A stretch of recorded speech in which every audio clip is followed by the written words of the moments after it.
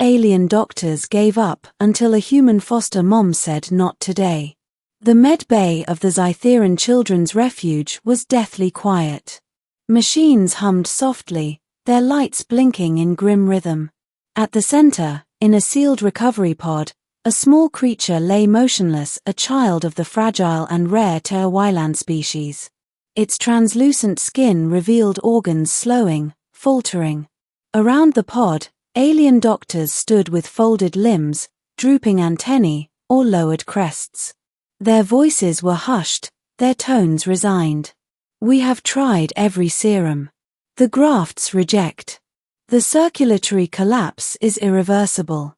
At last, Chief Medic Vren spoke the words no one wanted to hear. "There is nothing more we can do.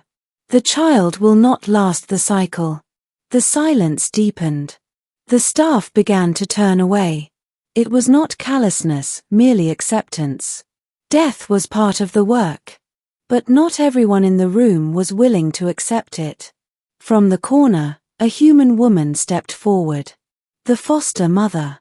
Her name was Sarah Hayes, a volunteer foster parent placed at the refuge under an interspecies care initiative. She wasn't a doctor. She wasn't a soldier. She was simply a woman who had raised 3 kids of her own back on Earth, and now gave her time to children who had no one else. Her gaze locked on the pod. The tiny Teowyland child, Kai Lu, she'd learned, was only 5 standard years old. She'd been caring for Kai Lu these last weeks, feeding him, comforting him through the fear of endless medical procedures. He had even learned to call her Mamari, the Teowyland word for protector. And now the doctors were walking away. Sarah's jaw tightened. "Not today," she whispered. The aliens turned, startled. Chief Medic Vren's mandibles clicked in confusion. "Human, you do not understand. The child's systems are failing. Our medicine." "Your medicine failed," Sarah snapped. "That doesn't mean we give up." The staff exchanged glances, uneasy. Humans were known for stubbornness, yes, but this was beyond reason. The refusal to surrender. Sarah moved to the pod controls. "Open it." Vren recoiled. "Impossible. Exposure will." "Open it," she repeated, steel in her voice. "I'm not going to stand here while he dies alone." Against protocol, against logic, something in her tone made the medic obey. The pod hissed open, and Sarah slipped her arms beneath the frail, trembling child. Kai Lu's glassy eyes flickered weakly, his tiny chest shuddering. She held him close, rocking him gently. "You hang on, little one. Mamari's got you." Vren sputtered. "Human, this is futile. His organs." Sarah shot him a glare sharp enough to cut steel. "Back home, doctors told me my son wouldn't survive the night when he was born. I stayed. I fought. He lived. So unless you're volunteering to bury this child yourself, shut up and help me." The medics froze. None dared challenge her again. The human way. Sarah worked quickly, improvising in ways the staff found bewildering.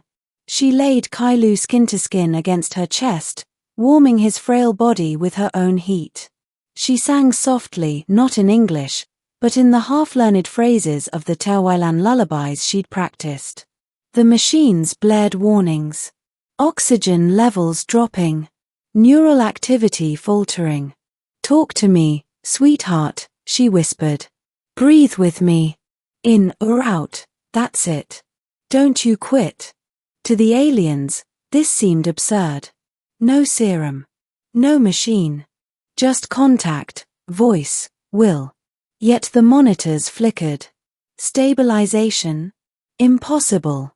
Vren leaned forward, astonished. His vitals, they rise. Sarah didn't look up. Because someone believes in him. That matters more than you think. Hours of defiance.